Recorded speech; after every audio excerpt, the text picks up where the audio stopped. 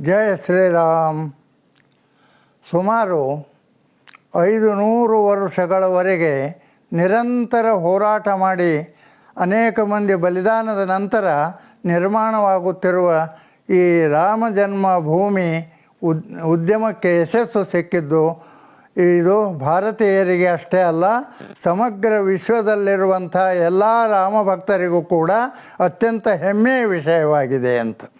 ರಾಮ ಮಂದಿರ ನಿರ್ಮಾಣದಿಂದ ದೇಶದಲ್ಲಿ ಅನೇಕ ಮಂದಿ ಉತ್ತಮ ವ್ಯಕ್ತಿಗಳ ನಿರ್ಮಾಣವಾಗುವ ಅವಶ್ಯಕತೆ ಇದೆ. ಈ ದೇಶದಲ್ಲಿ ರಾಮಚಂದ್ರ ಅಂದರೆ ಧರ್ಮಕ್ಕೆ ಪ್ರತೀಕವಾಗಿ ಬೆಳೆದು ಬಂದಂಥ ಒಂದು ದೊಡ್ಡ ವಿಶಿಷ್ಟ ವ್ಯಕ್ತಿತ್ವ. ಅದಕ್ಕಾಗಿಯೇ ಮರ್ಯಾದಾ ಪುರುಷೋತ್ತಮ ಶ್ರೀರಾಮಚಂದ್ರ ಅಂತ ಕರೆದಿದ್ದಾರೆ ಅಂತ. ರಾಮನಿಗೆ ಸಂಸ್ಕೃತ ಭಾಷೆಯಲ್ಲಿ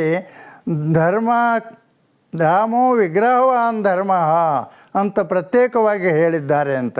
ಇಂಥ ರಾಮಚಂದ್ರನ ಭೂಮಿಯಲ್ಲಿ ಇವತ್ತು ನಿರ್ಮಾಣವಾಗ್ತಿರುವಂಥ ಈ ಶ್ರೇಷ್ಠವಾದ ದಿವ್ಯವಾದ ಭವ್ಯವಾದ ಮಂದಿರ, ಅಲ್ಲಿ ಬಾಲರಾಮನ ಪ್ರತಿಷ್ಠೆ, ಅವೆಲ್ಲ ಸಂಪೂರ್ಣ ಹಿಂದೂ ಸಮಾಜಕ್ಕೆ ಹೆಮ್ಮೆಯ ವಿಷಯಗಳು, ಅಭಿಮಾನ ಪಡುವಂಥ ವಿಷಯಗಳು, ಸ್ವಾಭಿಮಾನ ಸಂಪನ್ನ ಭಾರತದ ವಿಜಯದ ಪ್ರತೀಕವಾಗಿದೆ ಅಂತ.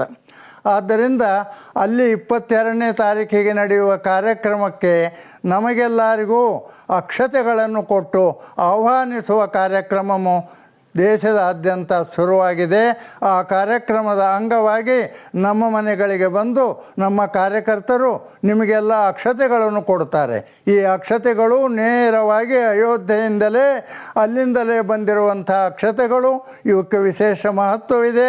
ಇವನ್ನು ರಾಮನಂತೆಯೇ ಭಾವಿಸಿ ನಾವು ಮನೆಯಲ್ಲಿ ಇಟ್ಕೊಳ್ಬೇಕು. ಆ ದಿವಸ ಪ್ರಭು ರಾಮಚಂದ್ರನ ಆರಾಧನೆ, ಮನೆಗಳಲ್ಲಿ ರಾಮನಾಮ ಜಪ ಮಾಡಬೇಕು. ನಿರಂತರವಾಗಿ ಎಲ್ಲ ಕಡೆಯಲ್ಲಿ ರಾಮನ ಖ್ಯಾತಿಯನ್ನು ಹಬ್ಬಿಸುವ ಕೆಲಸ ಮಾಡಬೇಕು.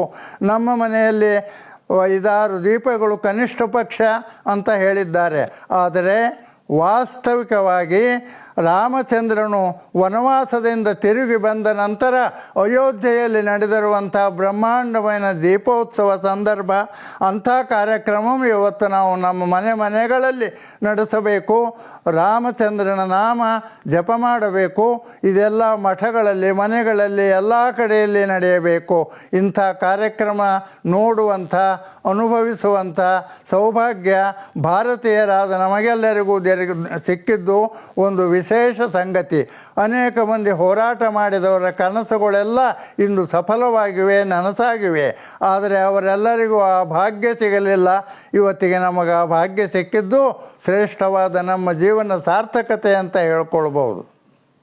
ಧನ್ಯವಾದ. ಜಯ ಶ್ರೀರಾಮ್.